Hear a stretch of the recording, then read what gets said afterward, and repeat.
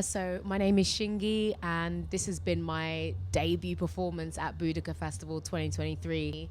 Boudica means a celebration of not only female empowerment, but when females are empowered, as history shows us, communities and everyone is empowered because the we all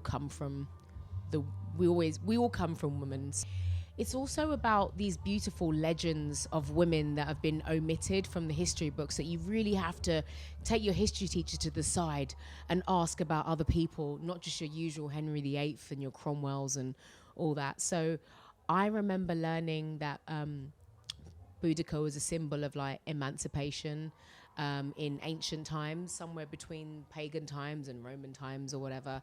And I also remember hearing tales of Godiva, this amazing, fearless warrior goddess who would ride on horseback naked in protest against paying taxes. And I don't know if anyone's really taken protesting to that level since, but I think it's pretty badass. For me, just Boudica means empowerment, and hopefully that's what my music can also represent to a lot of people as well.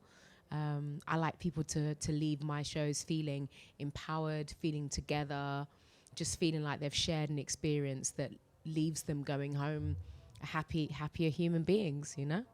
Yeah. So we talked about Godiva and Boudica standing up for certain causes relating to the emancipation that was needed at the time. I love the way that they stepped up to the plate. I feel like right now there's a really nice synergy with the music that not only that I've been putting out with the Noisettes, you know, since songs like Don't Give Up and the album Wild Young Hearts, but also at the stage that I am at now. I'm no longer with a major label, so I'm pretty much fully independent. So that means that I'm forced to be a lot more conscious about my destiny and about what my music and what I sing about, like how that makes people feel. And, you know, there are so many causes that align with Team Shingai, things like sustainability.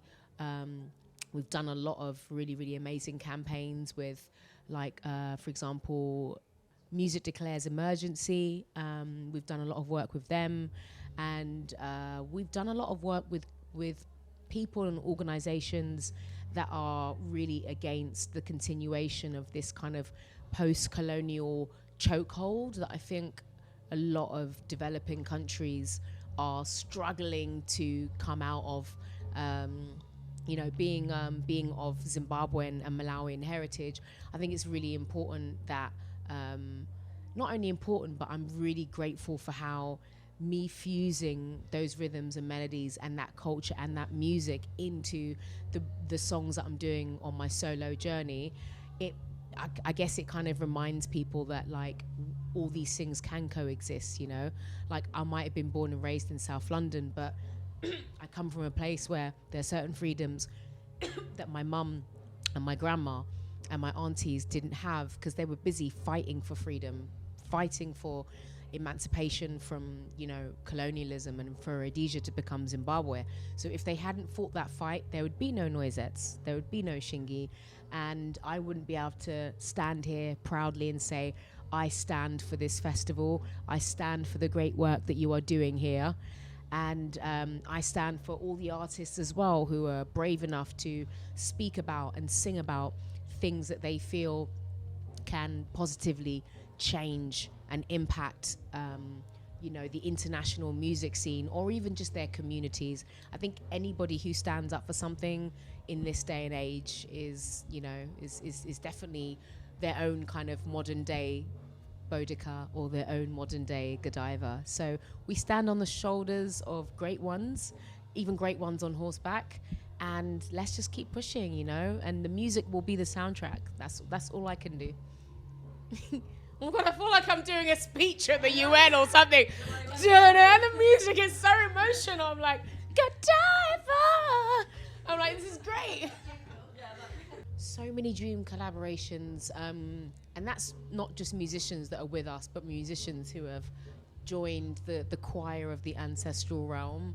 I feel like if Nina Simone was here, I would definitely love to be writing something with her. she is someone as well who embodies someone who is an artist that was unafraid to, you know, harness the power of music to stand up for just causes. Um, People like, yeah, Hendrix is also an amazing someone that I really love. Um, yeah, I think there's definitely some jazz greats, some rock and roll legends, and from my ancient Bantu heritage, which basically kind of means anywhere and kind of a lot of countries that we know in what they call sub-Saharan quote unquote Africa have Bantu heritage, which kind of means like Ubuntu, one people. And there's some amazing legends in our heritage as well. There's a lady called a goddess, a warrior queen called Marimba, and she is credited for creating the first instruments which actually stopped a war. So she was led into this forest when this war was at its like absolute zenith, and so many people were being slaughtered. And she was the princess. I can't remember the name of the kingdom or the queendom, but her name is Marimba, and she was led to. She was already a musician, because as we know in ancient times, most people in royal courts were trained in music and creativity, and also in the arts of war. Like most of them could do archery and all this kind of stuff. It's so awesome. This is me bringing my total geek nerdy side. But one of the things that she did was play music, and she sang and composed music for the ancient royal Bantu courts. So when this war was raging, nothing could stop it, and so many people were being like slain everywhere. So she went into the forest and meditated and channeled her ancestors, prayed, listened, and they led her to a specific tree. And she was led to, she felt like the tree had like a hollow sound, almost like the tree had a voice of its own. And so she went into that tree, and the tree said, "It's okay, you can use one of my branches because you've asked." So she asked, and she cut one of the branches down, and then she went to bed that night, and she had a dream of making this instrument, which we now know to be the modern xylophone, which is obviously a descendant of the predecessor of the piano. So this is an ancient, we call it a wood block or a balafon or a marimba, but marimba was actually her name. So they called the instrument marimba because she went on a mountaintop, played this amazing instrument, learned how to dry the wood, how to treat it. Everything came to her through dreams. And then I think after weeks or days or months, I can't remember how long it was, she went back to this battlefield, found this spot or found this mountain, played this incredible hypnotic melody and sang, and the soldiers just started like dropping, like, but not dying, but just like to their knees in disbelief, because they were like, they'd never heard a sound that was like so beguiling.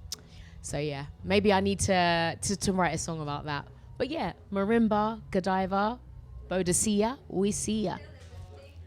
Yeah, yeah. Maybe you need to have me come back next year, and I'll write a song about that.